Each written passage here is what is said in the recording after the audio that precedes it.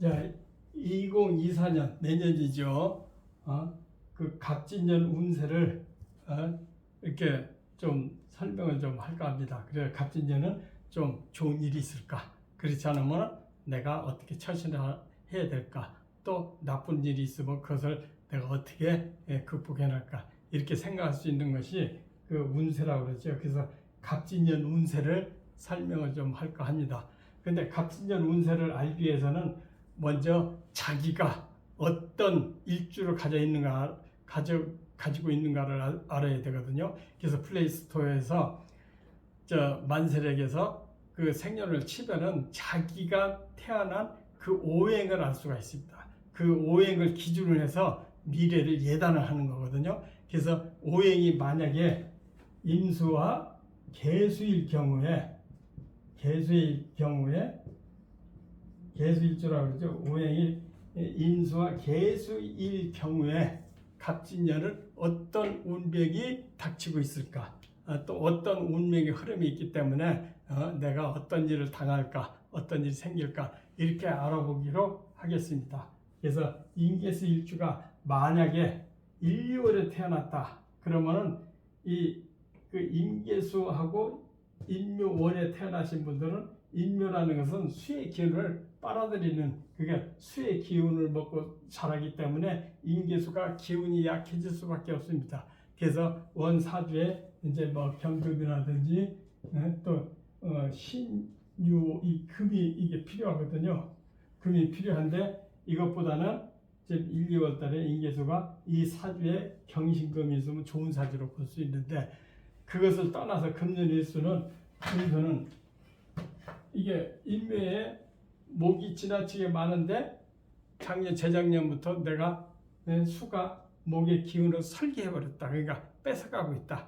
그렇기 때문에 대체적으로 좋은 일이 없겠죠. 그것은 이게 식신상관이 되기 때문에 식신상관은 자손에 비유를 하거든요. 그러니까 아랫사람으로서 내가 속을 썩는다든지 그렇지 않으면 내가 아랫사람으로서 소모성, 돈이 나간다든지 또 이렇게 해서 지나치게 내가 아랫사람으로 인해서 기운이 다 빨리고 있다. 기운이 빨린다는 것은 경제적이거나 물질적이거나 이런 것이 재작년부터 이렇게 들어와 있기 때문에 1, 2월에 태어나신 분들은 아랫사람으로서 돈과 마음이 상하는 일이 있을 것이다.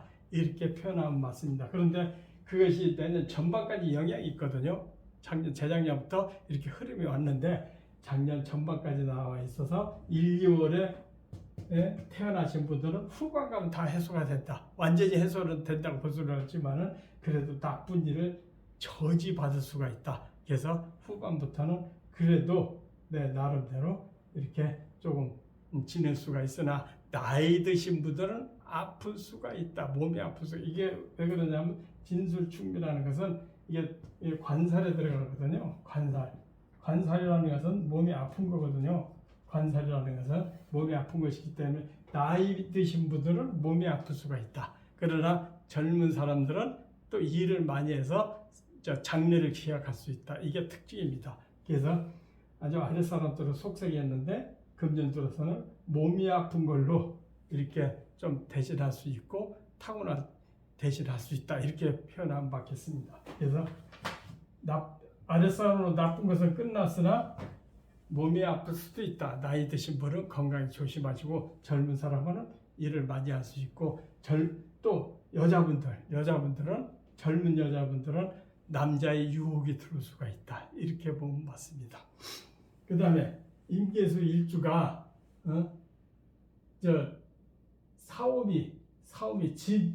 사오미에 태어나신 분들 이때 3월달, 4월달, 5월달, 6월달, 7월달까지 해당합니다. 이때 태어나신 분들은 재작년부터 내가 아랫사람으로 속을 썩었는데 이 진사, 오미, 신유, 술 해까지 된 사람들은 아랫사람으로 속삭이는 것은 전반까지 끝나지만은 후반 들어가면은 이게 진사, 이미 이게 관살에 많이 해당됩니다. 그래서 몸이 많이 아프고 또 교통사고 이런 것도 굉장히 조심해야 되고 또 감기나 몸살이나 이런 전반적인 건강에 많이 조심해야 됩니다. 특히 나이 드신 분들은 그런 건강에 조심해야 되고 젊은 여자분들은 남자들의 꼭 마음에 들지 않는 그렇게 호감에 하지 않는 남자의 유혹이 있을 수가 있습니다. 그래서 사람을 잘 가려서 판단하시기를 바라고 또 젊은 사람은 일을 많이 한다. 그러니까 직장에서 내 역할이 많아서 장래로서는 좋아지는데 금년으로서는 상당히 그 일을 많이 하니까 좀 힘든 일이 많겠죠. 그렇게 보면 대세적으로 3, 4, 5, 6, 9월 달까지 해당이 됩니다. 그 다음에 인계수 일주가 태어났을 때 인계수 일주가 신유 그러니까 신유 해자 축에 태어나신 분들 그러니까 가을과 겨울에 태어나신 분들 이분들이 특징이 뭐냐면 타고날 때 상당히 힘있고 배짱있고 능력이 있다. 그러니까 머리도 좋다. 이렇게 타고나신 분들이거든요.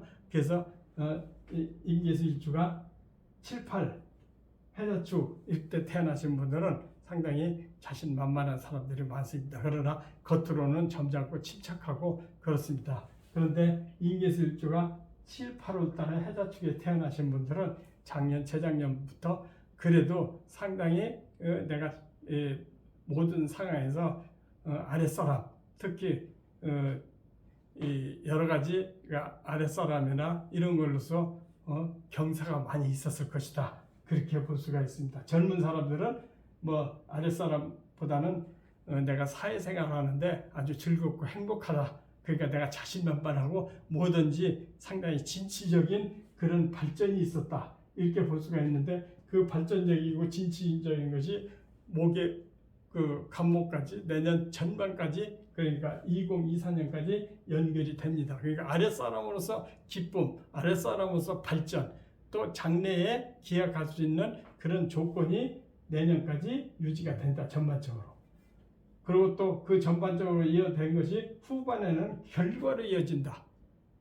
그러니까 명예와 직책과 권리가 내년 임계수 일주가 신유월 해자축에 태어난 사람들은 내년 후반에 권리와 또 이익과 또 추진하는 결실이 생긴다. 이렇게 볼 수가 있습니다. 그래서 임계수 일주가 내년 운수는 임계수 일주가 신유 해자축월에 태어나신 분들은 전반에는 여러 가지 어려움이 있겠지만은 그게 여름 후반부터 가을 겨울에는 상당히 좋은 해로 평가를 하고 있습니다. 그래서 기대할 만하지 않을까 이렇게 볼 수가 있습니다. 그래서 크게 뭐 어려움보다는 좋은 일이 더 많지 않을까 이렇게 생각합니다. 감사합니다.